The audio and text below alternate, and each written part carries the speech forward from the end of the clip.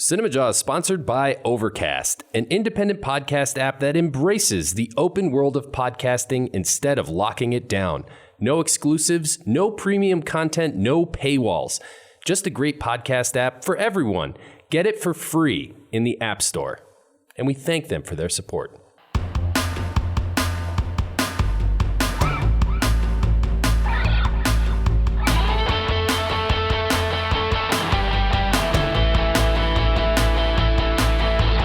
You're listening to Cinemajaw, the greatest movies podcast ever, recorded on location at Cards Against Humanity in Chicago. My name is Matt Kay, and with me is Rye, the movie guy, and sitting behind the glass inside the old fish tank over there is Filmy and Phil. How's it going, guys?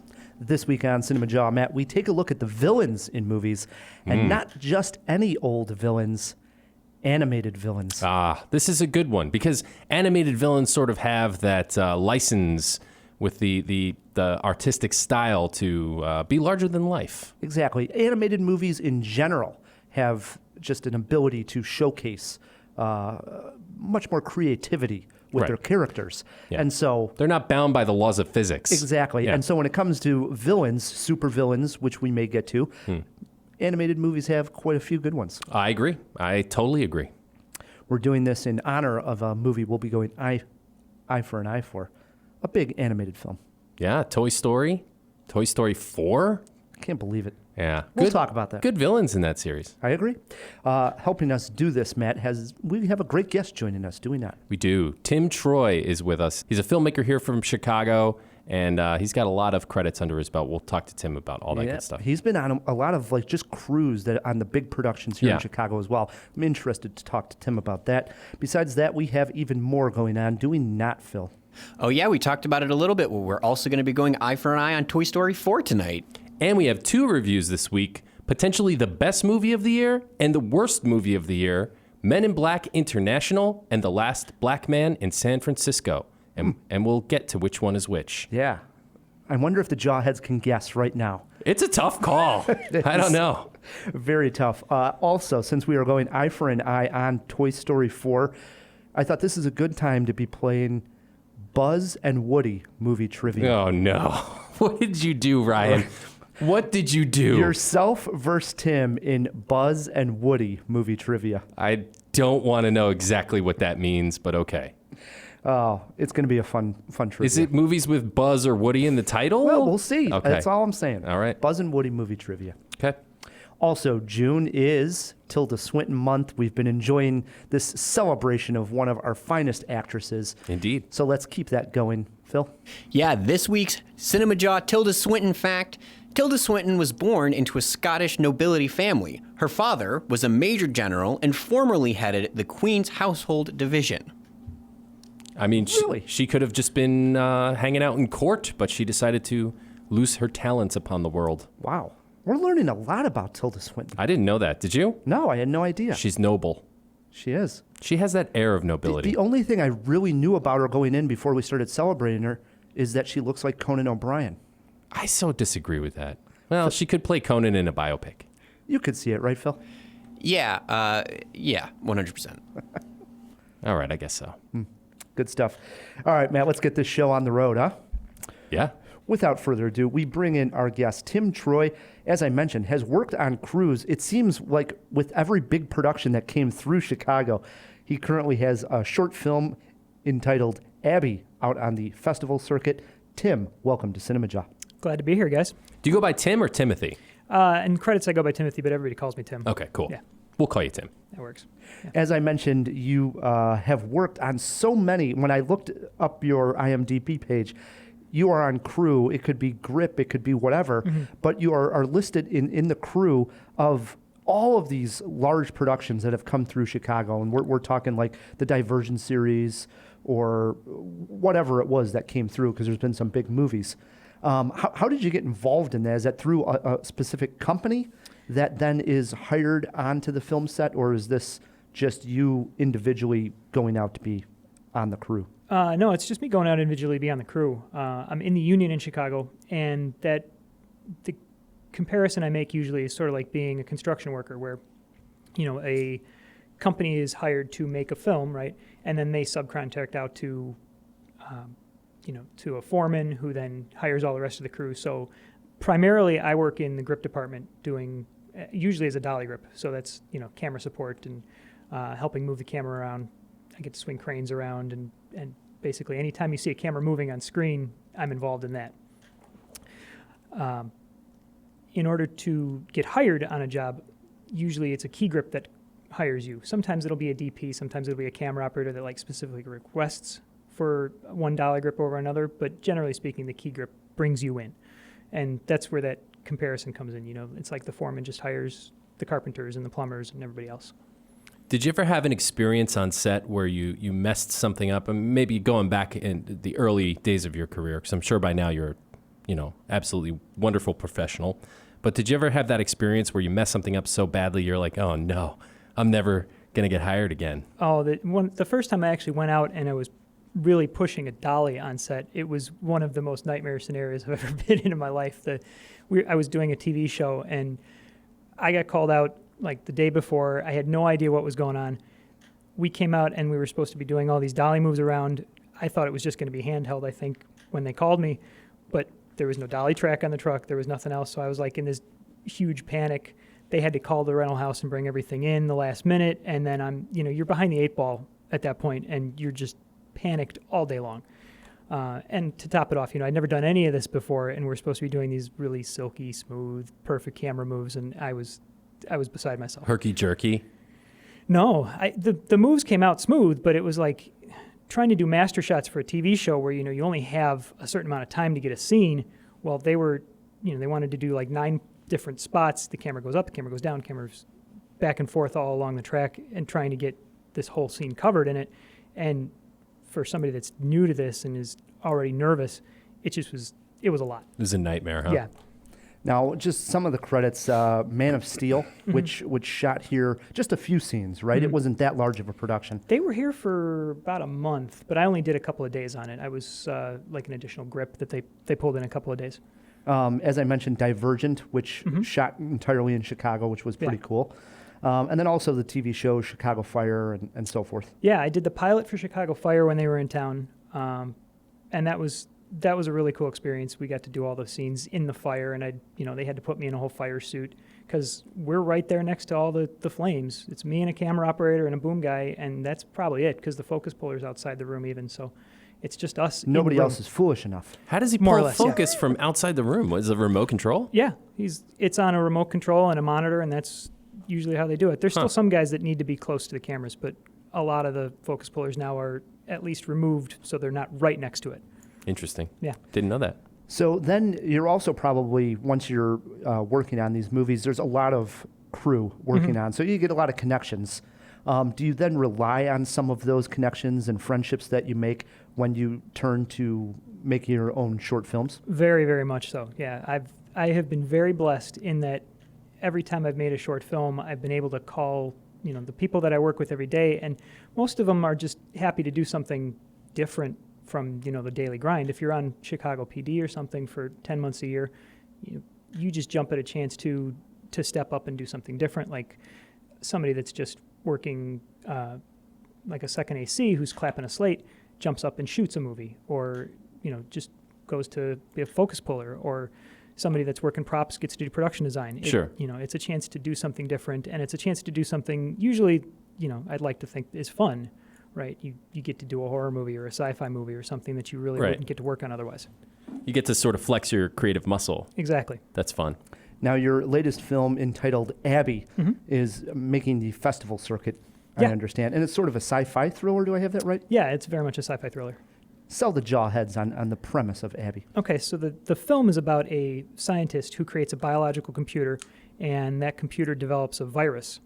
And the virus then jumps from the computer itself into his lab assistant, who's named Abby, and she goes a little crazy, and then mayhem ensues, and 10 minutes later, you get to go through some twists and turns, and hopefully some scares. It's such a challenge with short films, getting to the 3-act structure and having resolution within 10, 15 minutes, I kind of love the short film structure. Not that I don't anticipate doing a feature at some point, but I love doing short films because you get in and you get out and you're done, and it really forces you to be economical in your storytelling, right? There can't be any fat in a short film because people can just turn them off, or they would get bored of them, and you don't feel like you're going to have that long payoff in a feature. Like if you're building towards something slowly in a short, I think they start to feel like you're wasting their time. Right. You know? How short is this short? They're glancing at their wrists. Exactly. Yeah. And I think from a filmmaker standpoint, you know, we have a lot of filmmakers on here that talk about making a feature-length film, be it, you know, some type of, fiction story or even a documentary, and they talk about how long it takes because they're trying to raise funds for the movie. It's independent. Yeah. And I think if I was that director, I couldn't do that because that process is so drawn out to get from the start of it to the completion of your baby, if you will. Where with a short film, at least you're in control of that, right? You feel from the start to the finish, it's done and it's yours. Yeah, I mean, you can definitely get through a short a lot faster than you can get through a feature. I say that after knowing that Abby took us the better part of a year and a half to actually do. Just after I said this. Yeah. I mean, I've done shorts that, you know, we've put together in 6 months or 8 months and from like start to finish. But Abby, we spent a lot of time on the script because it's so complicated and we wanted to get all of the elements right about it. So before we even started casting or started pre-production, myself and Dan McGuire, who wrote the thing, we worked on it for the better part of a year. We spent most of our festival tour of Ding Dong, the last horror film I made. Just basically, we were in hotel rooms, you know, waiting for screenings to start. Sure. And we're like batting ideas back and forth and tossing notes at each other, Mm-hmm. and, you know, working through the script. Other than the writing process, which she said took about a year, what single part of the process took you the longest once you got to photography? It took the longest or felt Yeah. the longest? Oh, either, both. There's a scene, a couple of scenes in the movie which we shot in a working server room, which if anybody ever has the opportunity to shoot in a working server room, I would tell them don't, because it was hot, it was crowded. You know, we were in a room that was maybe 9 feet square with 20 people all trying to jockey in to get the same things done. We had lighting effects, we had stunts, we had Is practical that blood why our work. website went down a couple of weeks ago? Yeah, it might have been, yeah. It might have been the residual effects of shooting Abby. We worked with a place called the Access BB out of Naperville, and just phenomenal. I called him up out of the blue. He had no idea who I was. My production designer just found his company out of Pulled him out of a an hat. RSS feed, basically, yeah. Okay. He was just crawling along Craigslist and found it. And I called Brian up and said, hey, you know, I've got this short film I want to do. Can we come up there? He's like, yeah, sure. It was that simple. I was like, okay. And then, you know, we show up on set and we've got a grip truck and 30 people trying to cram into his stuff and laying all kinds of weird biological goop all over his things. And he was just, oh, this is different. Okay. Wow. I hope you invite him out to like the premieres and stuff. I sent good. him messages when our film was premiering, and I sent him a link to the film when it was done, and invited him to the cast and crew screening. Yeah. Good. Yeah. It's people like that, Ryan, that make Absolutely. filmmaking possible. And speaking of premiere, where can the Jawheads anticipate maybe seeing this movie? Are there festivals coming up that it is playing at? Definitely. The next festival screening we have on the books is Windy City International, and that's in Chicago. It's in middle of July. I think it's July 17th, but don't quote me on that. Maybe we can fish tank that. Throw it in the fish tank. For sure. And then it's also playing Gen Con in Indianapolis. And Oh, nice. Yeah, we've got a lot more submissions out, so we should see some more acceptances, I hope. Cool. And we'll put the trailer right in the show notes for this Please. episode. Yeah. Yeah, nice. For the Jawheads that want to follow you or follow the film along online, where's the best place to do that? You can get a hold of me on Facebook really easily. I respond to messages and everything there. It's just Timothy Troy at Facebook, you know. And then the film itself, the website URL is facebook.com/shortfilmabby. Short Film Abby. Cool. Awesome. We'll include those links too. Yeah, please.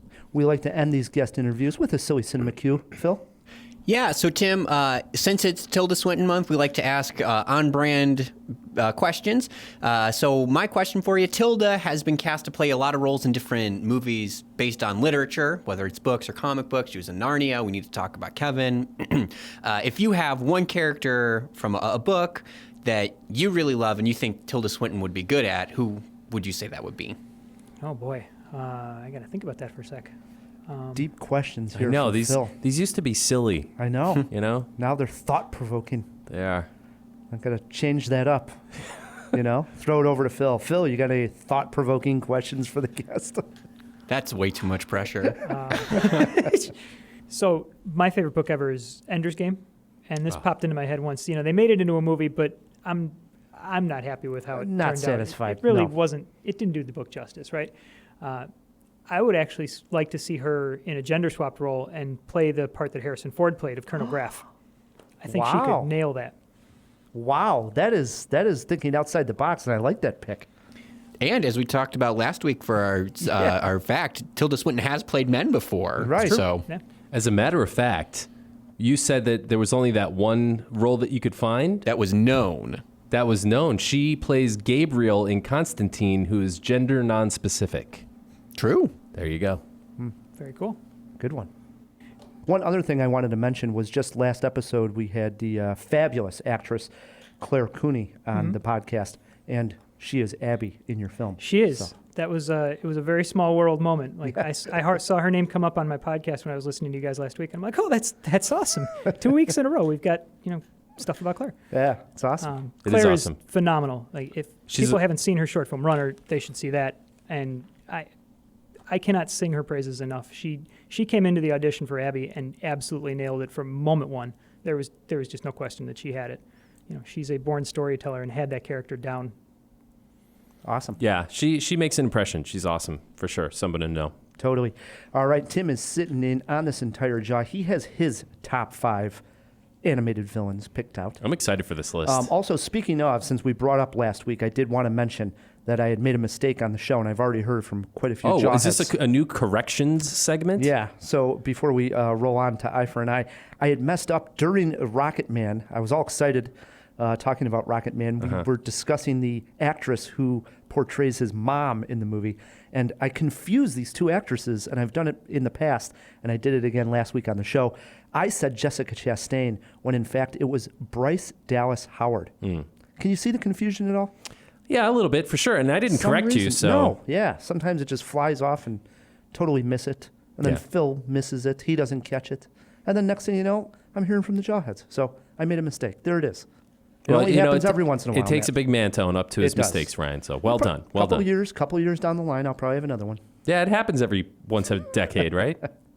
Good times. All right, brings us to Eye for an Eye. Yes, this week's Eye for an Eye, Toy Story 4. When a new toy called Forky joins Woody and the gang, a road trip alongside old and new friends reveal how big the world can be for a toy. The film features voice work from Tom Hanks, Tim Allen, Joan Cusack, Keanu Reeves, among others. It is directed by Josh Cooley, who is making his directorial debut. However, he did write the screenplay for Inside Out. Rye, we throw it over to you, pal. Boy, this is actually a somewhat of a difficult one. I really feel like I felt when Jason Bourne went back to play Bourne on the 4th time because... You mean Matt Damon? I'm sorry, who did I say? You said Jason Bourne. Okay, I mean Matt Damon went to play See, Jason I'm doing Bourne. the Insta corrections There you now. go. When Matt Damon went back to play Bourne, I felt, and I said it here on the Jaw, that the Bourne trilogy of the Matt Damon ones was perfect. And I didn't want to see him come back and tarnish it. And I'll never forget, he ruined almost a week's night of sleep because I was so upset. You were with really pissed. How bad that movie was. It stunk. And I feel the same, that we're right on that line with Toy Story. Perfect trilogy. Maybe one of the best, if not the best, animated trilogy of all time. And now what? They got to give us a 4th? But then they add Keanu Reeves, right? And I can't...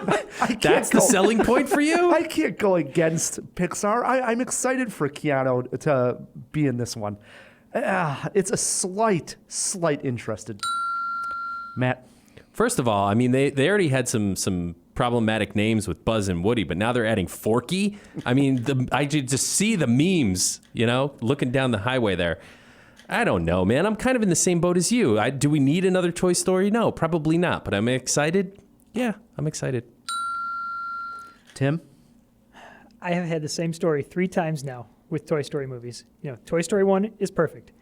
Then they do Toy Story 2, and you're like, oh, why is Pixar doing a sequel? They shouldn't be doing sequels. And Toy Story 2 comes out, and it's arguably better than Toy Story.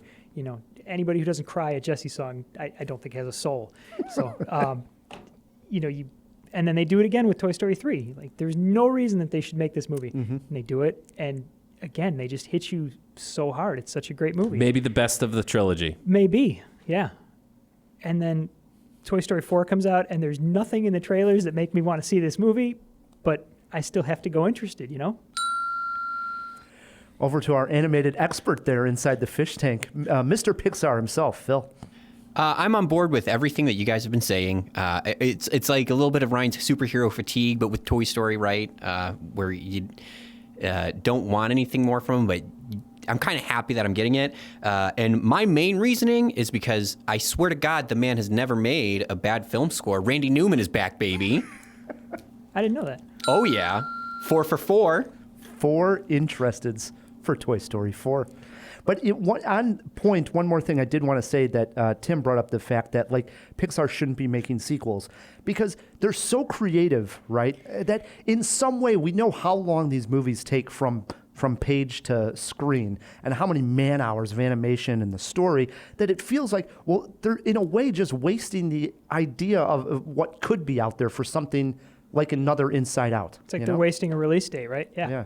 Yeah. So in some way that bothers me too. But we get to see another choice. I don't know. I'm really torn on this one. I really am. And do you think that would bother you if it was like a WALL-E or like an Up sequel? Because that's my thing. We've had Toy Story sequels before. Yeah, There's other movies that we love that... I'd rather them just stay away from the sequels. I really would. I mean... What, no Cars 2, man? Oh, for sure, no. Hey, one of the best movies of all time. They're so creative when it seems like they're going to fail. Like, I remember thinking Inside Out, I couldn't think that was going to be a success, and it was almost my movie of the year that year. Just adore the movie. It's a masterpiece. Ratatouille. I remember thinking, what are they doing with Ratatouille? This is so stupid. Talking animals, yeah. Yeah, and then I go see it, and I'm like, oh, my God, they nailed it, you know? They so do.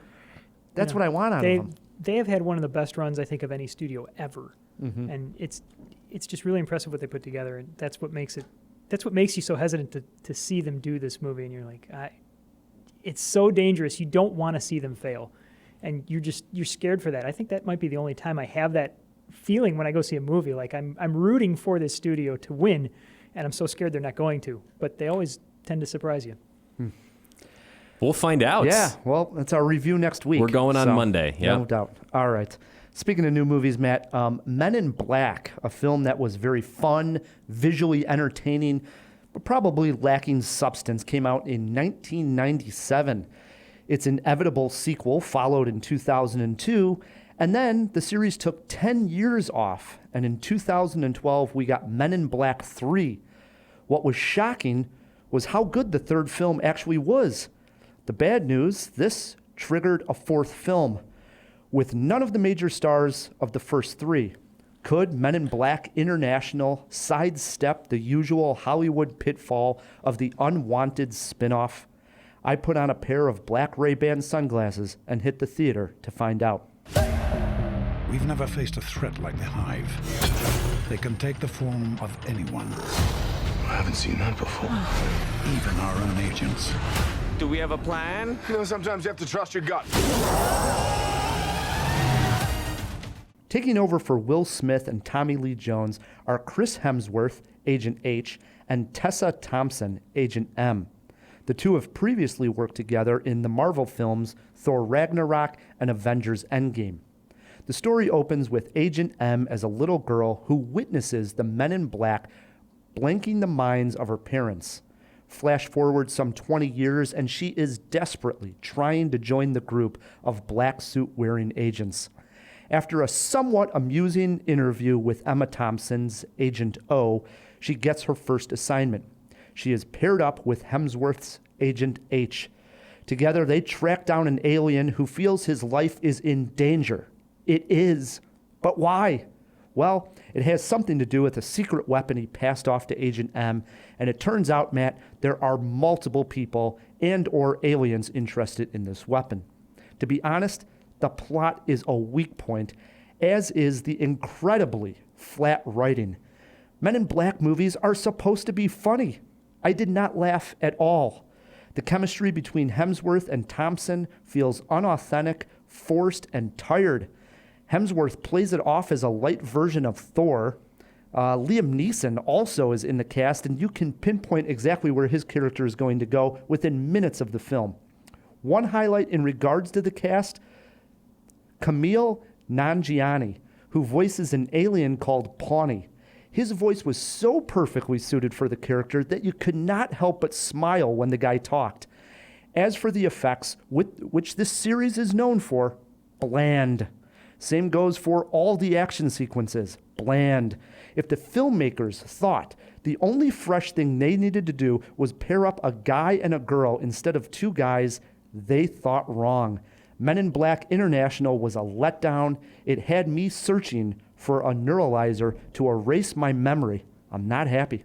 That's exactly what I was going to ask you, if you wanted to get your memory erased. I mean, Thor and Valkyrie, not so much. Yeah, you really can tell that Marvel writing of those characters, it shines because you see when it doesn't here. Wait. What did you just say? Yeah, right. The Marvel writing with those characters does shine compared to when you see it here because it works with Thor and you're laughing a lot with Chris Hemsworth, and here it just is off. It's like, well, this isn't really funny at all. And when you're in a packed theater and there's supposed to be jokes on screen and it's just a silent house, you know it's not going well. Well, sometimes those press screenings can be a tough crowd, though. Sometimes. I mean, I think I laughed in unintentional moments a couple of times. I rolled my eyes a lot, for sure. But just disappointing. Favorite scene? I did have a couple of things that I did want to highlight. Okay. Besides Camille, he was great as the Pawnee. But there was the look of the two aliens that are on the search for this weapon. They take on like an energy-like form, and it almost looks like a red space. Really interesting look on film. But as good as I want to praise how cool those two aliens looked on screen, what exactly they could do and what their powers, again, wasn't very fleshed out. Like, I wanted to know a little bit more about these guys because they were actually very interesting. We don't get that. So that was a highlight and somewhat of a letdown at the same time. Bummer. Yeah. What sucked the worst? All right. I hate when movies try to be like over the top clever in a particular scene and it just doesn't work. And such is the case. Oh, really? Because I love that.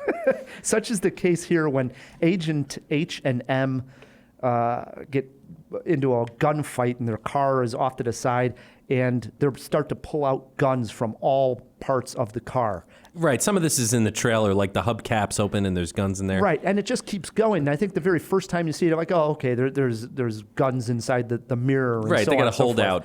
Yeah. But it's like they relied on this for a good 5-minute long scene. And it's really not that clever. You know what I mean? And you think it's leading up to some big joke and it really doesn't. Hasn't James Bond been doing that for about 50 right. years? Right. Yeah. It's not to mention all the guys like in the Old West at the card table who hit the table and a gun slides out from under it, you know? I mean, are you ever really going to beat Desperado with the guns popping out of the guitar case? No. Yeah. Never. Yeah. Did you see any influences here? Besides the Men in Black movies, maybe something like a Jupiter Ascending, but not really. I don't know. It's tough not to just see a watered-down Men in Black version. You know? And this is a movie that should be so creative when it comes to the different aliens. And even those were all a letdown. You know, there's moments where obviously... Did you get the cigarette smoking guys? No, but you get a couple of throwbacks. Without those guys. Right, you have to have them. You get a couple of throwbacks, but it's nothing like, wow, that was a payoff. I don't even know if there is such a thing as fan service with Men in Black. Is it really that good of a movie to have fan service to the old? It's you don't hear the nerds saying, I'm going to the Men in Black con this weekend. Right. Yeah. It's somewhat of a shallow series already, you know? There's no major substance to these movies. So, I don't know. I feel like it would make a better TV show than a movie series, you know? Mm-hmm. You could just dive into things on short bursts. Yeah. You know? No, You're probably right. Case of the week kind of thing. Yeah. Yeah. That would probably be better suited than a blockbuster like this. You got a quote, movie poster quote? Movie poster quote. Really quick, what I did learn is that even alien women have a thing for Chris Hemsworth. That makes sense. Yeah. Nobody can get away from this guy's charm, charisma, and his good looks. Yeah, so those he walks abs. into a room. I don't care if you're an alien. People want this guy. Yeah, that's a fact. My movie poster quote. Right on the poster, it says, "See Booksmart instead." Well done. I'm giving this a half a jaw. Wow. A jaw. That is the lowest grade of the year. I just was not a fan, Matt. Well, clearly. Now I really want to see it. I hope I don't steer people to see it because of my bad review. That's what Redbox is for. Yeah, true. This is a rental. Precisely. All right, let's get to our top 5 list. We went eye for an eye on Toy Story 4, animated villains. And I said this right before we started recording, and I'm going to throw it over to you, Tim, was that I felt when I came up with the list, I'm lacking in a couple of movies animated that I think probably have some really good villains. So I felt my list was kind of pedestrian, if you will. But how did you feel about coming up with your list? Easy? Fun to come up with? It was definitely a lot of fun to come up with. The challenge in it is trying to find a list that's not 5 Disney villains. Yes, they true. dominate this real fast. And I'm not a big anime guy, so I didn't even have that to draw on. So, but I think I got a couple that definitely aren't Disney. Good. You're getting us started with your number 5, Tim. I got a few Disneys. Well, I'm going to start with Cruella de Vil. Brilliant. Strong one right off the bat. You know, Cruella de Vil, she's going to skin puppies to make a coat. I mean, how... That's evil right there.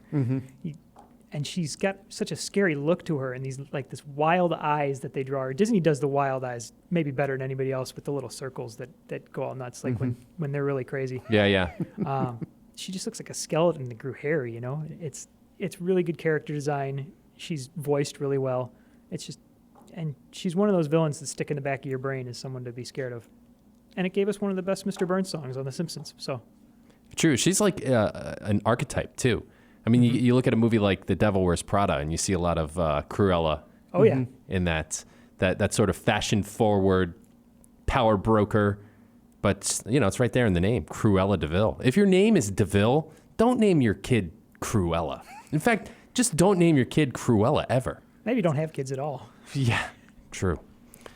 All right, that swings it to me. And at number 5, I have the villain from the first Shrek movie, voiced by John Lithgow, Lord Farquaad. Wow, I forgot about him. Did He's you? Great. How could you forget about Lord Farquaad? He's not on my list. He's great. He is hilarious. And I mean, listen, if you're not familiar with the gingerbread man scene, just do yourself a favor and pull it up on YouTube right now. Pause the podcast and watch the gingerbread man scene. This interrogation is probably one of the funniest things I saw that whole year. You know, and I love John Lithgow.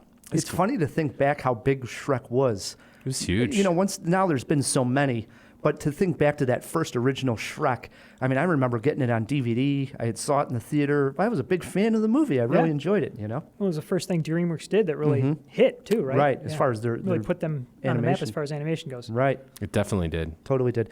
All right, my number 5, I believe, is DreamWorks animation. Phil, correct me if I'm wrong, but a movie we don't talk about very often when we've brought up animated movies at all. If you say How to Train Your Dragon, I'm just going to leave the show. No. Okay. I'm going with, whenever your villain is voiced by Will Ferrell, it's a good thing. I'm going with Megamind for my number 5. You love this movie. Yeah, I don't bring it up, though, that much. But have you seen this? I still have never seen it. Have you seen it, Tim? I actually haven't seen Megamind, no. So here's the premise of Megamind is Will Ferrell voices Megamind, and he's the arch nemesis, the evil villain to Metro Man, who is voiced by Brad Pitt. And the movie opens up with this idea that these two were always going to have this battle, like we've seen. Like Batman Joker, or Superman Lex Luthor. Right? Yeah. Well, then he finally comes up with this master plan, which actually defeats Metro Man. And this is early on in the movie, so no spoiler here, because the whole movie then is this idea that he realizes that his life's actually kind of boring when he can actually now control the entire city and world because he doesn't have to fight any, superheroes.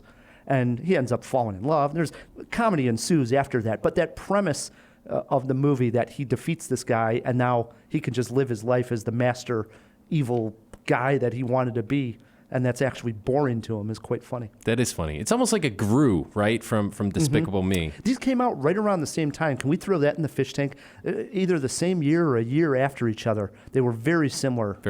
One of those, you almost get the idea that the studios got pitched an idea and, come up with this or something. Oh, sure. There's lots of that in Hollywood. Yeah, those Deep Impact Armageddon years. Right. Yeah. Right. All right, we're into our 4s. Okay. This one's hopefully a little more obscure. I don't know if you guys have seen The Secret of NIMH. Oh, yes. But there's a villain in there called Jenner, who's one of the rats, but he's scheming against the other rats that are trying to get everybody out.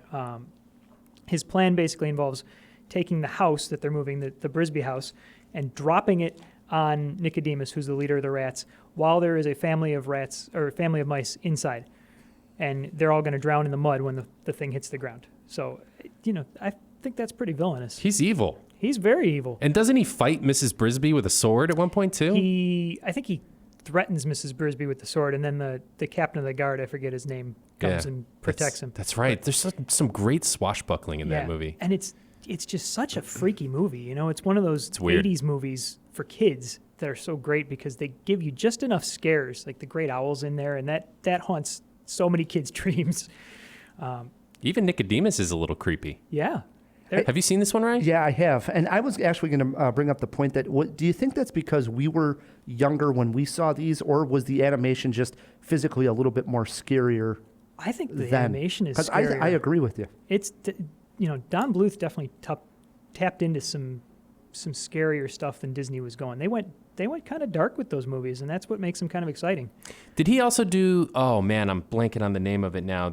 Not the Dark Crystal. The Black Cauldron. Throw it in the fish tank. Yeah. Black Cauldron was Disney, I can tell you already. It was definitely Disney, but Don Bluth broke off from Disney, right? Oh, I see what you're asking. Yeah. Yes, he did. Yeah. Throw it in the fish tank. See what he had to do with the cauldron. That'd be interesting. The timing definitely would work because Cauldron was late 70s, right? Yeah. No, it was, I think, in the 80s. Was it? Let's get that fact as well, Phil. Filling them up in there. We'll just have a whole episode about the Black Cauldron now. Oh, I would love that. The books are fantastic. All right, that swings it over to me. And at number 4, listen, I'm going Disney here, guys. I'm throwing in the one and only Captain Hook. Nice. He could easily top off somebody's list. He's scary, actually, too. Captain Hook is villainous, man. Mm-hmm. He's got this panache, right? This swagger that I think Johnny Depp borrowed a little bit from when he created his pirate character. And the fact that Peter Pan says at one point that you have, or maybe it's Wendy, you have no mother. And that, I don't know why, just stuck in my brain, like a man with no mother, like has no conscience, like that scared the crap out of me. That made Captain Hook way scarier than anything else. But his fear of the crocodile also makes him a bit laughable. So he's got the kryptonite. He's an interesting character. I agree. I haven't seen that in a long time, but it's a good one. He's got the sword and the hook. He's awesome.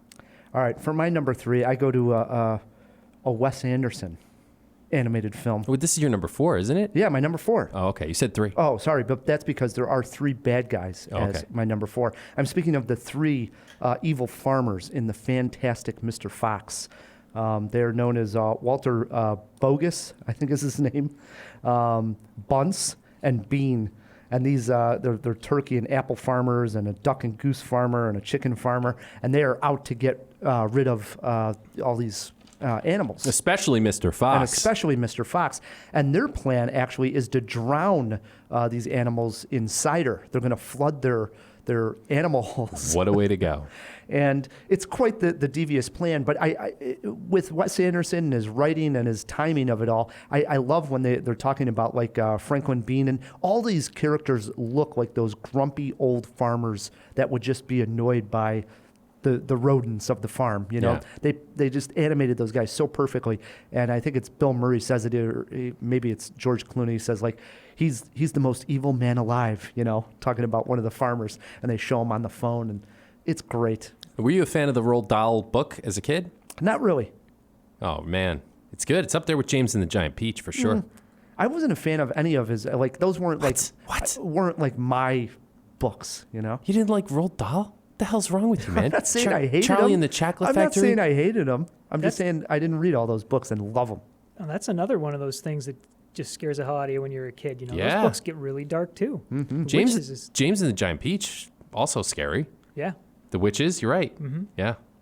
All right, well, Ryan, you're missing the boat. You're missing the boat. My number 4 were the 3 farmers from Fantastic Mr. Fox. Into our 3s we go. Okay.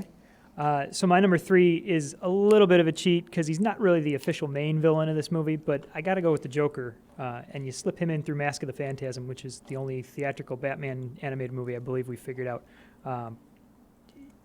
For me, the animated series Joker is the definitive version of that. Mark Hamill does the voice, and he just nails the right mix of scary and funny that makes you really fascinated by the Joker, right? He's deadly, but he's also funny. He's crazy, but he's smart. And it's that unpredictability that makes him both really fascinating and really scary. It was Mark Hamill, right? It was. Yeah. Even in the movie, it was Mark Hamill. Yeah. Wow. And now Mark Hamill's voicing the doll in the new Child's Play movie. Please, Ryan, Chucky. Whatever it's called. You'll address him by is his it Buddy proper in the name. new one? Or did they actually call him Chucky? I mean, I'm pretty sure it's Chucky, man. Is no. What, the movie? The movie of the title? No. The new one. Toy Story, the new Child's Play. The doll is still called Chucky. But when he gets him from the store, I think it's My Buddy. My Buddy, And okay. Buddy with an I to join the the modern age. Because I hadn't heard him actually call him Chucky in the trailers yet. I believe in some of the marketing material I've seen the word Chucky. Okay. Good. Yeah. All right. Well, the Joker was Tim's number 3. I've not seen that movie. You should. I've never seen the Batman animated series either. Oh wow, it's That- really good. You are missing out. I know. They are some of the Everybody best says. Batman stories ever told, yeah. For sure.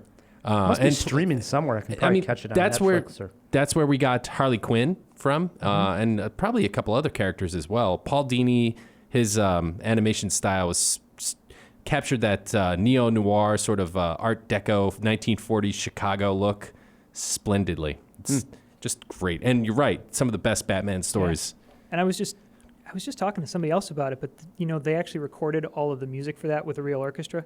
Like that was the only time they were doing that on a TV show. Right, and a kids show at that. And it sounds like it. Like it just sounds great. Yeah. It's really good. It's a cut above. And the animated film, probably, I mean, I would put it up there with The Dark Knight as maybe the second best Batman movie, period. I mean, serious, I've dude. heard a lot of people say that, yeah. Wow. I mean, I'm not saying it's better than The Dark Knight, but it's number 2 for sure. What do you got? None of the other Nolan movies even come I like close. those. Yeah, I like those. Not when you see this one. All right. That swings it to me at number 3. I'll see if you guys can guess here. No one is as slick as him. No one is as quick as him. And no one's neck is incredibly thick. Is it? It might be because I was researching villains before and I listened to all the Disney songs recently, but that is totally Gaston. It's Gaston. Yeah. I just love this guy. I mean, he is the epitome of toxic masculinity, right? Yeah. And I think is sort of a little ahead of his time, right? Because now that is sort of the topic du jour, and rightfully so, that's being addressed. But this movie came out in the late 80s, early 90s. We're talking Beauty and the Beast, the original animated one. And Gaston was sort of an odd character. You would expect a person like Gaston to be a hero, even if he is a little brash and sort of self-absorbed. He would still be the Han Solo of the story, but Sure. He sort of flips the script and is the other side of the coin where the hero is actually the villain. And just, he was great. Such a sleaze bag. Yeah, in all honesty, I had him on my list, and I like that early on, he's a little bit lighter. It isn't that you see his full sinisterism until the last act, when he actually, gets everybody to go after the beast. That's when you're like, whoa, this guy is really, really, really evil. He'll stop at nothing to achieve his goals. Right. Yeah. Yeah, and that fight scene at the end, I mean, he's, it's pretty hardcore. He's dirty. He is. Yeah. Nice pick at number 3, Matt. Thanks, Rye. Wait until you hear my pick at number 3. Do tell. What if I was going to tell you, Matt, that I was going to take your eyes and replace them with buttons? Oh, this is a good pick, Ryan. Yeah, it is. This is a really good about pick. evil. I'm talking about, I think her proper name is the Beldam. The Beldam, does she go by? Maybe. It's the other mother. The other mother. The other mother in the film Coraline. Brilliant. And again, this is one that I think kids maybe that grow up with Coraline will be talking in years to come that say, that animation creeped me out. Because going back and looking at the other mother with these buttons for eyes, the entire look of her is a little creepy. It's dark. It's a not very a little dark creepy. film. It's It's a straight lot up. creepy. It's Yeah. very creepy. It is. And then, and this isn't a spoiler. Later on in the film, she's shown as sort of a spider-like creature. Yeah. Mm, oh, that's the worst. Dude, this movie is straight up horror. It's scary. Oh, yeah. I mean, it's not even like horror for kids. No, it's horror. It's horror for adults. It's a horror movie. I'll spoil my second pick because that's who I had for my number 2.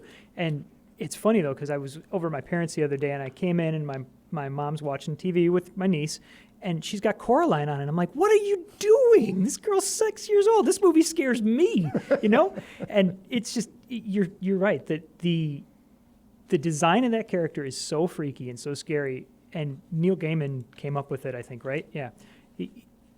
It's nightmare fuel, pure and simple. Yes. No arguments. Love it. It is nightmare fuel. Yeah, love it. That's my number 3. Is it your number 2, or do you have an honorable mention that you want to fill in? Yeah, I could throw an honorable mention in. So I'll go back to Don Bluth, actually. And in American Tail, there's the kind of con man fat cat. His name is Warren T. Rat, but he's actually masquerading as a cat. I guess I'll spoil the 30-year-old movie for kids now. Spoiler alert. Yeah. But, he's run through his deeds in this movie, right? He sells Fievel to a sweatshop. He's exhorting all the mice in town, and then he decides to burn them all alive when they won't pay him. So I'd say that's pretty scary. I have no recollection of this character, yet I've seen An American Tail probably 15 times as a kid. You just remember the Somewhere Out There song? Yeah, I'm trying to forget it, man. I liked the movie, though. Yeah, it's one of my favorites from being a kid. Oh, for sure. Me too. All right, into our 2s, and this is where I slot in Maleficent. And the Angelina Jolie character was good, but I think the original Disney villain from Beauty and the Beast is far superior. Not Beauty and the Beast. I'm sorry, Sleeping Beauty. Right. Sorry. The original Disney villain from Sleeping Beauty is far superior because she's just pure evil. There's some redemption in the Angelina Jolie character. We get a bit of a backstory that makes her sympathetic. There's no such thing going on in Sleeping Beauty. She's pure evil. She has the power to turn into a dragon. She curses Aurora with the sleep spell. And she's just an all-around badass. Look at that hat. I mean, first of all, anyone who can pull off that hat deserves to be number 2 on this list. I don't know why you're calling it a hat. They are horns, right? No, I think it's a headdress. Oh, it is? Yeah. Well, I think so. It does turn into horns when she becomes the dragon. And also one is sort of left to interpret which is her true form a little bit, which is very cool. Yeah. So maybe they are horns. I don't know. But it's at least intended to look like maybe it's a headdress. I don't know. Let's talk about why she curses Aurora, too, right? Let's do. It's just because she doesn't get invited to a 1-year-old's birthday party. Like this That is would all piss me off, This too. is all it takes to condemn a baby to die, basically, at 16 years in the future. Right. That's pretty downright petty. Yeah, it's not like there was an open bar, right? Well, I mean, maybe there was. Have you tried the hors d'oeuvres at that palace? Man, they're fantastic. I would have been pissed, too. All right, swings it over to my number 2. As mentioned, I did have Gaston there at number 2. Instead, I'm going to fill in one from the wonderful Kung Fu Panda series. Always has actually good villains. I would say throughout they're pretty good, but I think the highlight comes in at number 2, Lord Shen, voiced by Gary Oldman in Kung Fu Panda 2. And it's funny because Gary Oldman, I think, really has fun with the character. He's this, it's a weird bird. It's almost like a peacock, but it's not a peacock. It's like throw it in the fish tank, the actual bird that he is, Phil. And of course, he trains the whole time on exactly, how he can become, the most powerful kung fu Animal. Yeah. if you believe in this stuff. And it's a complete riot. Oh, I believe in it, Ryan. But of course, Poe, he has his way with him. Kicks his ass. Yeah.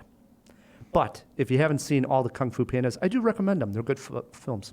Surprisingly good. And the emotional stakes keep getting higher and higher. It's been a good series. I agree. Yeah, nice very pick. entertaining. Into our number 1s. Here we go. All right. Well, Matt scooped me a little bit because he pulled Maleficent out. That is my sorry. favorite Disney film ever. And she's by far my favorite villain. But She's badass. yeah, if that's the case, I'm going to swap it, and I hope I don't scoop one of you guys by doing it, but I'm going to throw out Scar. Scar's From The Lion huge. King, yeah. Yeah. I'm glad this came up. Yeah. Me too. Yeah. Let's just throw it out there. He has the best villain song out of any Disney film, right? Be I prepared. don't know.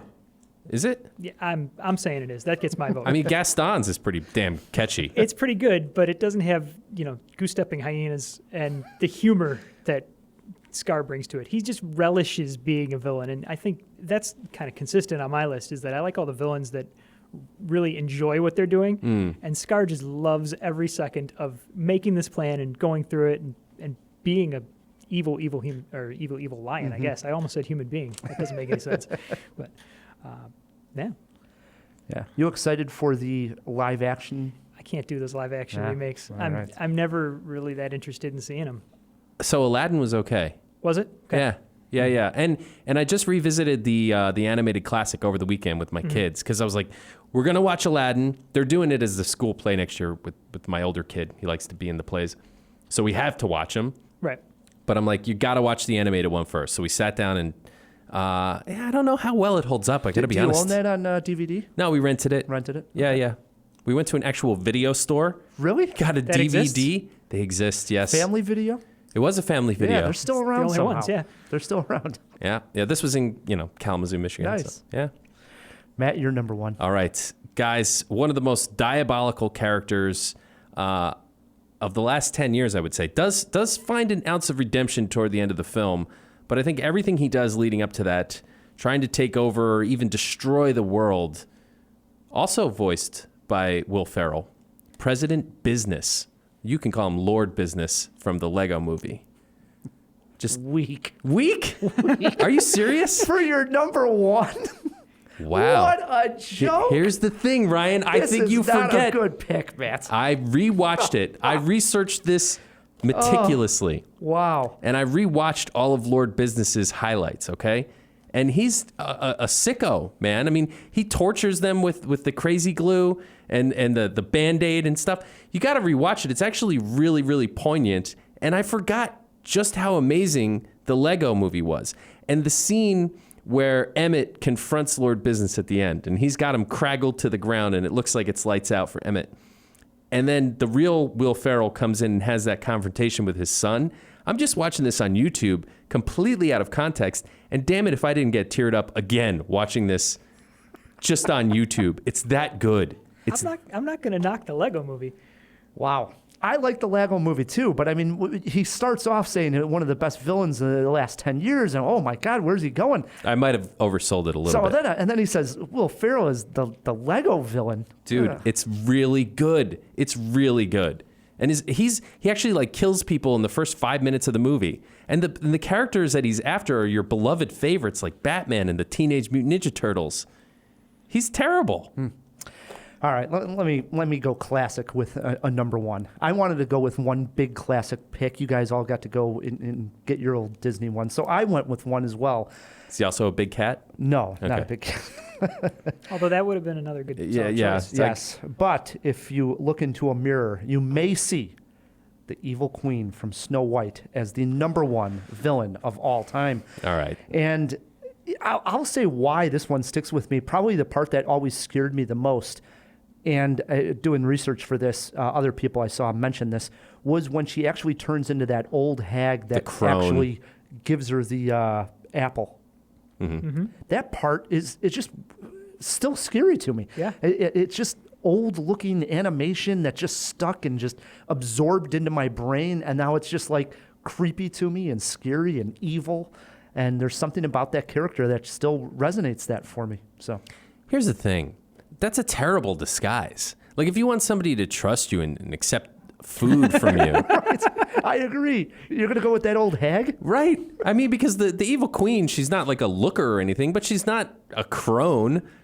She could have just put on a blonde wig or something and A pair of sunglasses? yeah, plus she had magic. I mean, why that disgusting old hag? Yeah, and you're right. Yeah, why would you get a piece of fruit from her? But But Snow White was trusting. yeah. My number one, the evil queen from Snow White. It's a good one. Quick honorable choice. mentions here that were not discussed. Matt? Shere Khan. I mean, we have to mention Shere Khan. And I don't know. I think it's a toss-up between Scar and Shere Khan. Shere Khan was first, and It's true. there's a little bit more menace to him. I don't think Scar's is powerful, but Shere Khan is the Right. most powerful. Oh, yeah. So I think that makes him, he's like sort of the Darth Vader of his see universe. That's kind of Scar's thing, right? He's not a strong figure physically, so he had to use his brain. Right. But, I might be conflating the Jungle Book remake, but I think Shere Khan actually has a lot of backstory that makes him understandable, right? Makes him compelling. There's been a couple now. Yeah, he actually has a really solid theory for why he's doing what he's doing. Like he's afraid of man for good reasons, and so he can't stand to have Mowgli around. You can kind of empathize with him, even though you don't want to. Yeah, those are some of the best villains. We did also, speaking of Toy Story, we did not mention Lotso from the Toy Story 3. Oof. He's a bad person. Like, there's no redeeming quality whatsoever. He's just an evil toy. Did you see Tangled? Yes. So the Mother Gothel in Tangled, who's actually using the hair, this growing hair from what's her name? Rapunzel, that to keep her young beauty, very evil, and keeps her locked up there. And then a film we don't talk about enough on the show, Kubo and the Two Strings. Yes. Has a couple of really interesting looking villains on screen. Love how that movie, just the aesthetic of it all. But the Moon King at the end is just a pretty cool villain. I agree. That's a good one, man. I thought about that one right when we mentioned that, and then I forgot to put it on my list. Well done, Ryan. Mm-hmm. Anything else from you, Tim? We might give a little shout out to Jermaine Clement in Moana, just for that shiny song that gets stuck in everybody's head as soon as you hear it. My kids would have been so sad if that didn't pop up on this list. They're both obsessed with Moana. Tamatoa is the name of the character. Okay. The shiny crab. Yeah, I just know him as the crab with the gold on him. And you said earlier that who had the best song? It's definitely Scar. No, it's still Scar. No, it's Tamatoa, man.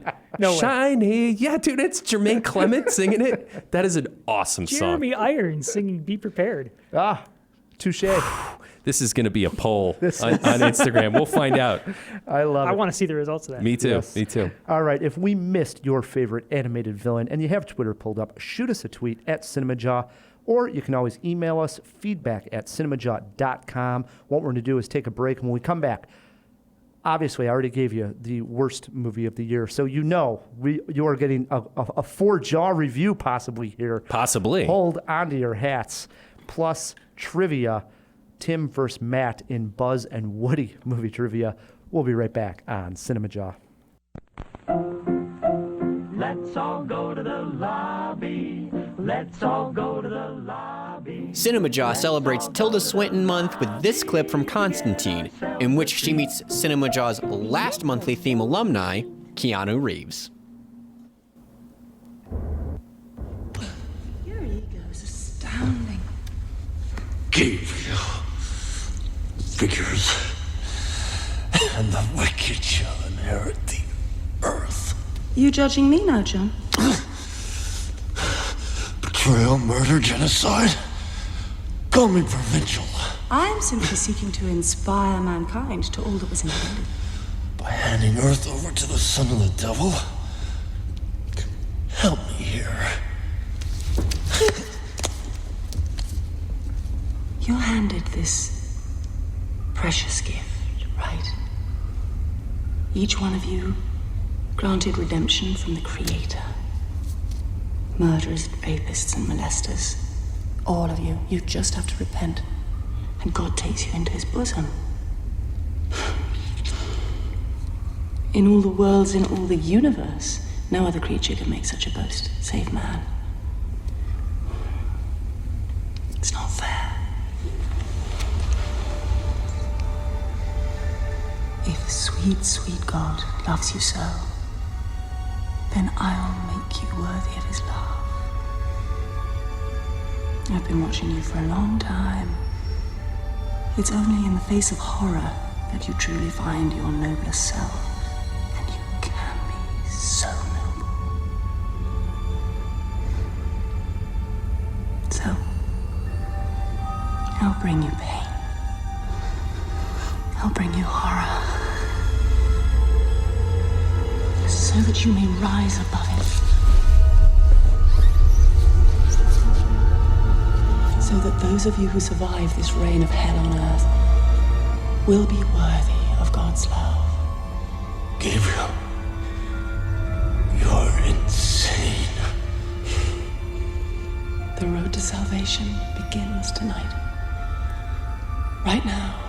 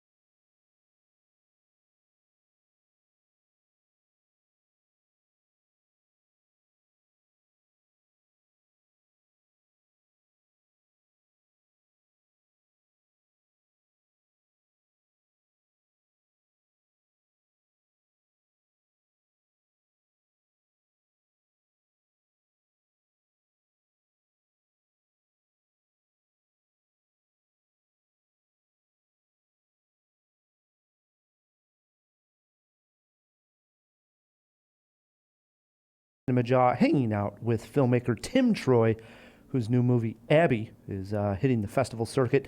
Your other two short films, Hold My Horse and Ding Dong. Yes. Great titles for these short films, Thank you. right? You got Abby, Hold My Horse, and Ding Dong. But on a realistic note here, question, when you come up with the idea for a short film, from the time you come up with the idea until you actually write it, usually how long? Or do you already have an idea, this is about a 15-minute film or a 5-minute film? It kind of all depends, but I mean, when I have the idea for it, I have a general sense of how long it should be. I think, sometimes they surprise you, but like with Ding Dong, I had the idea and I wrote it down, and it was pretty much the first draft that we shot, and I wrote that first draft in an hour maybe, because the movie's 4 minutes long, and the script for it is literally 1 page. There's no dialogue. It's just a woman alone in a house, and creepy things are happening, but it's short and straight to the point, and so I was able to jam that out really fast, and that's kind of the best way that I work when I'm writing. Like, if I know that I can get through a script fast, I know I'm onto something. It's when I start stumbling that I'm like, well, I don't know exactly where this is going, and you can't quite find it.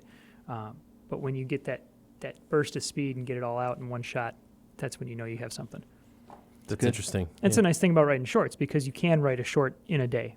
There's no way you can do a feature like that. You can do a treatment maybe, but never a whole thing. Have you written features? I just finished the first feature that I am happy to say that I wrote. I wrote one in high school, but yeah. And how many pages? I'm curious. I'm actually writing a little myself right now. Yeah, it's I think it was 85, and then by the time I'm done with the second draft, it'll probably pick up a couple more. And how long did it take you to write? Well, I write usually while I'm on set, in between takes and on setups, so depends on how you want to measure it, but about 8 months. Yeah. If I was sitting there straight through, it'd probably be a few weeks, but I just haven't had that opportunity to actually sit down and write like that. So. And you mentioned while we were off the air, you wanted to clarify the spelling of. Oh yeah, Abby. Abby is spelled ABI, just in case anybody's trying to find it. So. Yeah. And again, we'll have it right at the bottom, at least the trailer in this post. So. Awesome. Before we get to our second review here, and before we get to some trivia, we did throw quite a few items into the fish tank. Let's open up that fish tank. Wait a moment! It's fish! Isn't it? DC! Wake up! No, Pat, it's a giant glass bowl. Hey, get some fish folk. Who's coming with me besides Flipper? Here. That's a Sicilian message. It means Luca Brasi sleeps with the fishes. You're gonna need a bigger boat. Hey guys, it's good to be out. Good to get a breather, because there is a lot of stuff in here. Most of it actually pretty interesting too. So let's start with the first one that was thrown in here. When is the Windy City Film Festival? So for everyone in Chicago or in the Midwest, that festival will be going on from July 18th through July 21st. So it starts on a Thursday, ends on a Sunday. I did not see that you could buy tickets yet for it, but be on the lookout. We have that their website linked in there as well, so that way you can see Abby and get out to that fest. When did Megamind and Despicable Me come out? So Megamind came out November 5th, 2010, and Despicable Me came out July 9th of that same year. Just a few months to beat it by.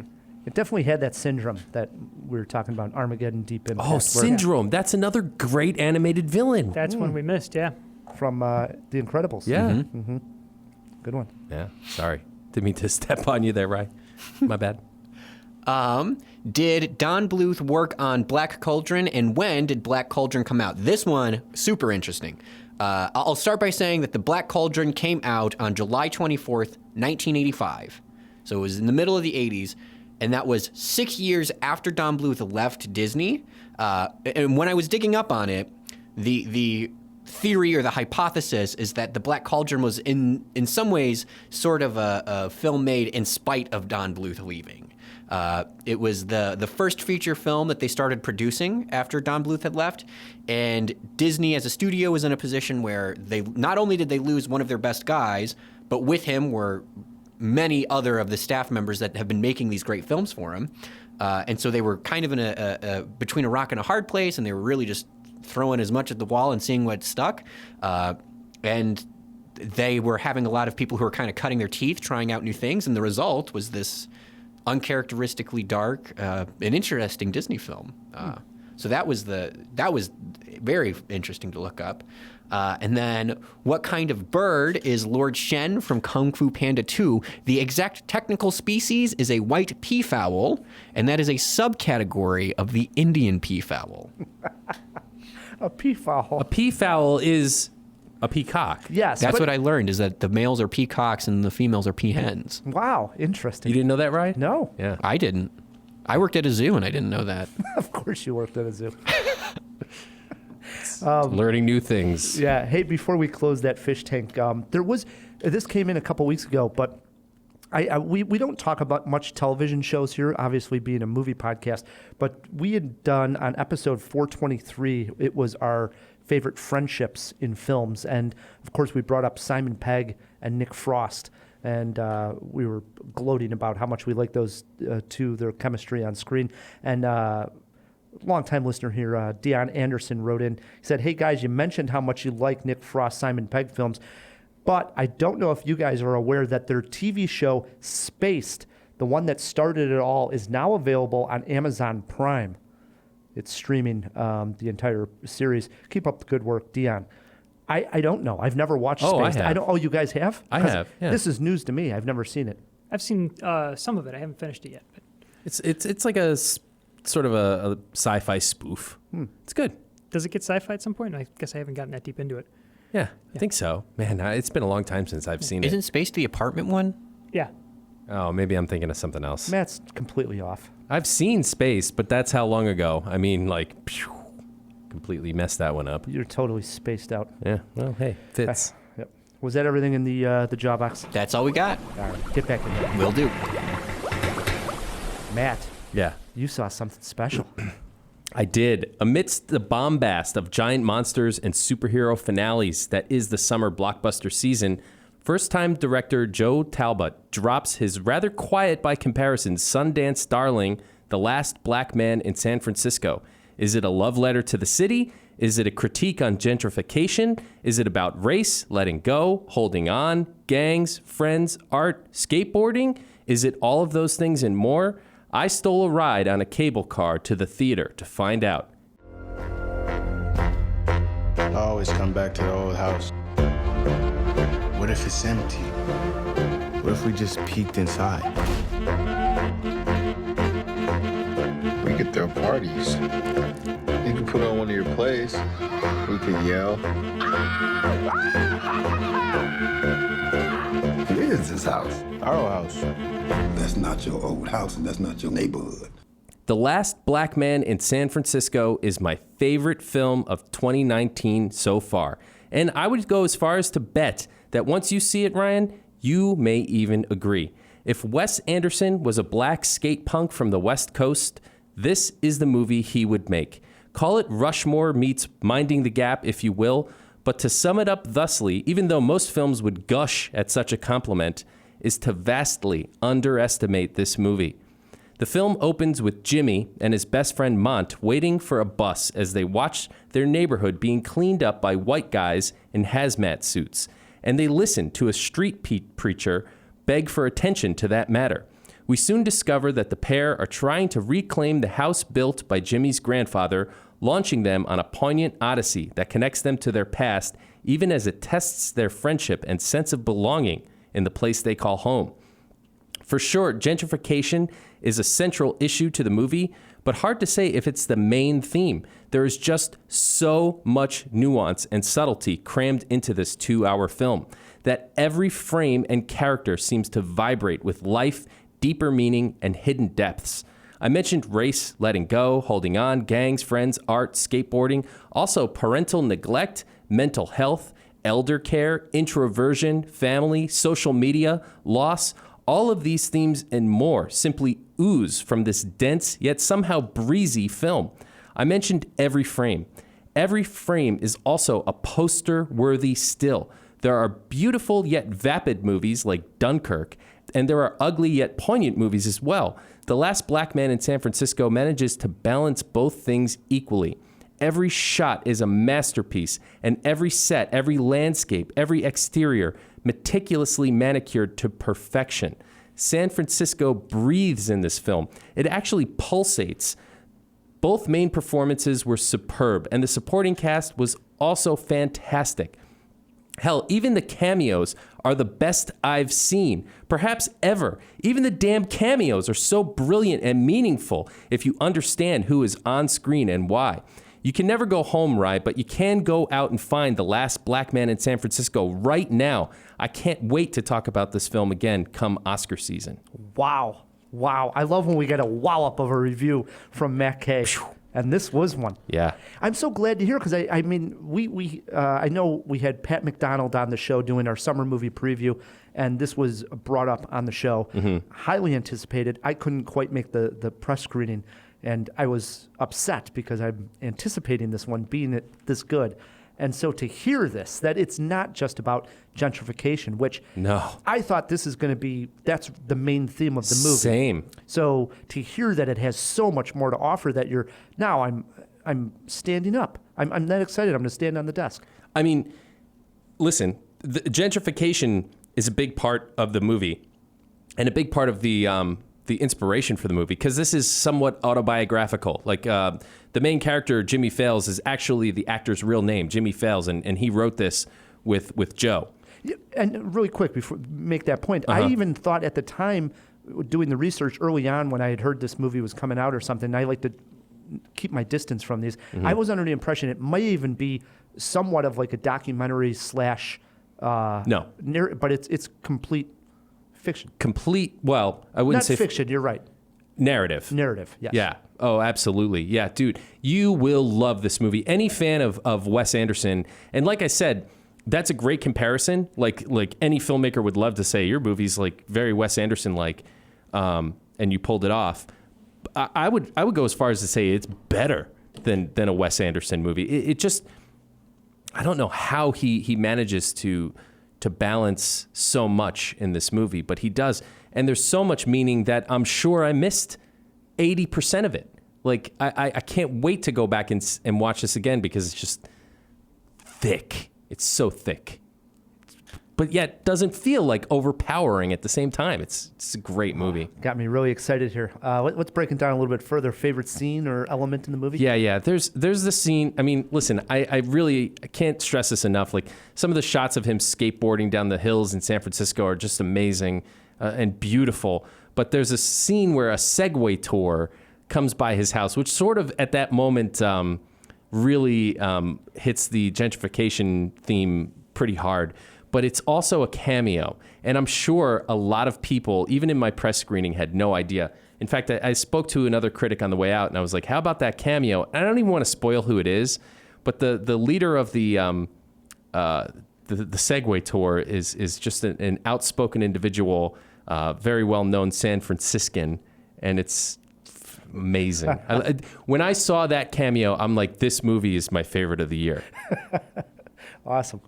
How about any trouble or a bad scene? No. Nothing? No. Seriously, this is a perfect movie. Wow. Yeah. Wow. Influences here, Matt K? Well, I mentioned the influences is very Wes Anderson. I mean, a lot of Rushmore in there. You know, he's connected to this house, this place that is more than the boards that make it up. It holds a deeper meaning for Jimmy.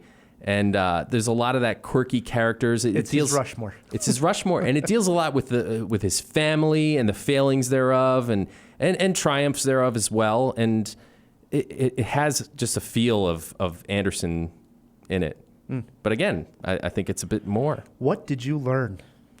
That stories can be this thick. I mean, I had no idea you could layer this much on a 2-hour movie and not have it become overwhelmed or top heavy. It just doesn't. It moves from point A to point B. It even meanders at times, but yet still manages to pack so much in. And there's laughs along the way, too. There's laughs, there's cries. I mean, there's a lot going on in this movie. Movie poster quote? Best movie of the year so far. You'll leave your heart in San Francisco. How many Jaws? 4 Jaws. Wow, let's get a bell for that one. I'd give it 5 if I could. I really don't know if anything is going to be able to top this movie this year. I'm very excited. It opens, it's opening here this weekend. So if you're listening in Chicago and other large cities, and then I believe the 21st opens wide. So keep an eye open for this one. I would encourage Jawheads, if you live kind of far away from the theater where you might catch this one's worth a drive. Go out and see this one as soon as you can. It's fantastic. Gets me excited for cinema. Some glowing praise. Yep. Yeah, I really hope this isn't the one that Rye sees. I don't know what you were talking about. It's a pile. I don't think so. I think I'm going to be really excited. I just hope I didn't overhype it for you. No, I'm pumped. All right. I'm pumped. All right, brings us to trivia. Got to end it on some fun here, Matt. Okay. In honor of Toy Story, we are playing Woody and Buzz movie trivia.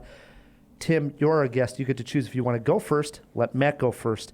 There are steals, and if you get hung up on any questions, you get one trip into the fish tank for Film Me and Phil. I think I'll let Matt go first. Question number 1, over to Matt K. Matt, Corey Stoll played Buzz Aldrin, and Ryan Gosling played Neil Armstrong in this NASA drama from last year. All these space movies, it's like Moonshot or Over the Moon or First Man. 1-0, Matt K. See, Buzz Aldrin involved in the question. I get it, yeah. Question 2, over to Tim. Tim, this actor played Ed Wood in the 1994 film Ed Wood. It's Johnny Depp, wouldn't it? Easy ones are out of the way. 1-1. I see what you're doing now. All right, yeah, now, Buzz and Woody. Yes, all right, Buzz and Woody movie trivia. I thought you were going to say got buzzed and got a Woody, something like that. Question 3, over to Matt K. Matt, name the 2014 musical that starred Emily Blunt, Anna Kendrick, James Corden, and Meryl Streep. What year? 2014. Anna Kendrick, huh? Anna Kendrick, Emily Blunt, James Corden, and Meryl Streep. Into the Woods. 2-1, Matt K. Question 4 jumps over to Tim. Name the film that starred Jake Gyllenhaal, Toni Collette, John Malkovich. It was set in the world of contemporary art, and it came out this year. It was Buzzsaw, right? Velvet Buzzsaw. There we go. There we go. Velvet Buzzsaw. 2-2. Question 5 over to Matt. Matt K. Name the actor who appears in the movies Contact, Casino, Videodrome, and Once Upon a Time in America. I'm guessing it's not Don Rickles. Oh, man. Contact, Casino, Videodrome, and Once Upon a Time in America.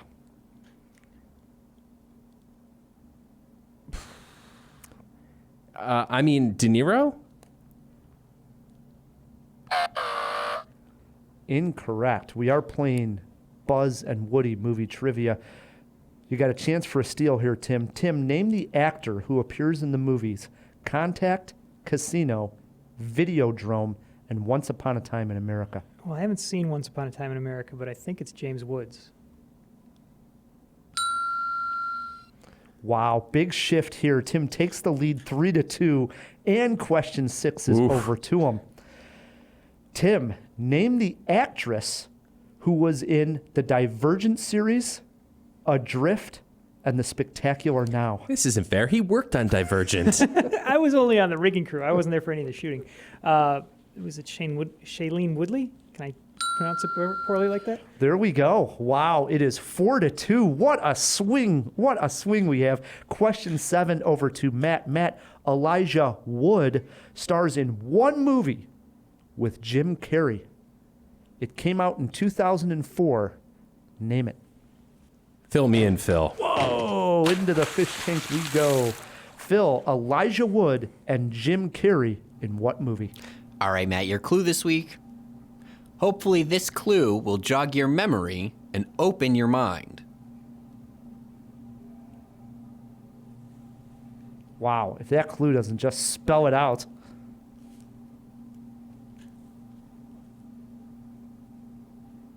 I'm just trying to think of Jim Carrey movies, you know? Yeah. That's probably where you are going wrong.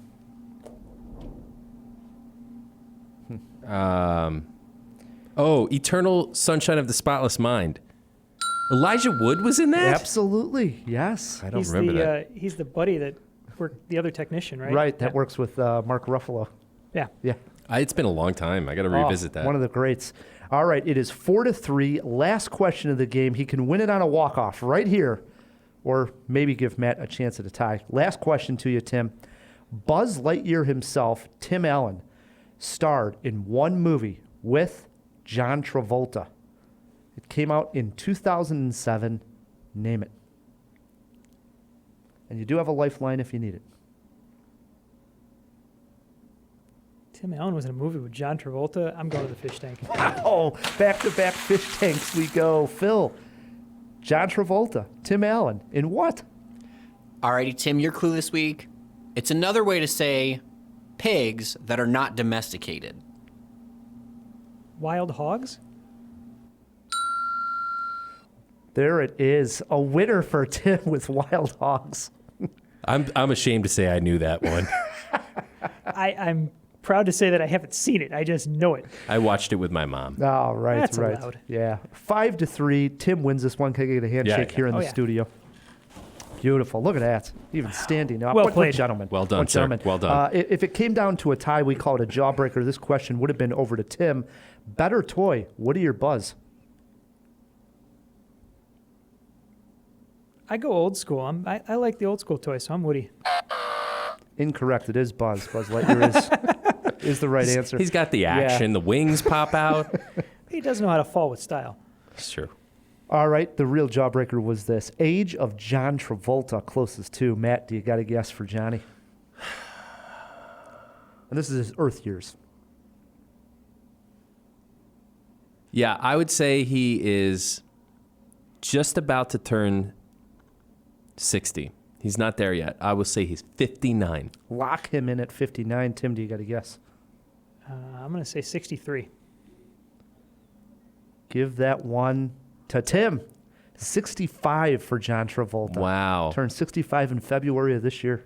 I was thinking Saturday Night Fever, right? It was 77? Yeah. And he had to be at least like 25 in it. I was thinking he was younger, so I was like, he was probably like 20, 21. And then I thought about Grease when he's like 30 years old playing 18. So Oh, good times. Indeed. Brings us to the end of a great jaw. First and foremost, we got to thank Tim Troy for coming on. Great meeting you and great jawing with you. Thank you for having me. This was a lot of fun. Cool, man. And good luck with all your films. Thank you very much. Keep making them. Yeah. We also got to thank the man inside the fish tank over there, Filmy and Phil. Yeah, thank you guys so much. As always, I'll plug my Twitch stream, P-Chan Art. I draw every week. It's always great having you guys along, and I love getting to know you guys better. Do it. Check out Phil's Twitch stream, everybody. For sure. We also got to thank our sponsors, Matt. Yes, thanks to Overcast and to the Chicago Podcast Co-op who help us get cool sponsors like them. If you would like to support Cinemajaw, the easiest way to do so is leave us a review wherever you are listening to this podcast. Yeah, seriously, leave a new review. It's been a while. I'd like to see some new feedback, even if it's not incredibly positive. Just be honest. And while you're there, click subscribe. It's one extra button, and it really does help us out quite a bit. Until next week, I'm Ryan, the movie guy. I'm Matt Kay, and keep on jawing about the movies.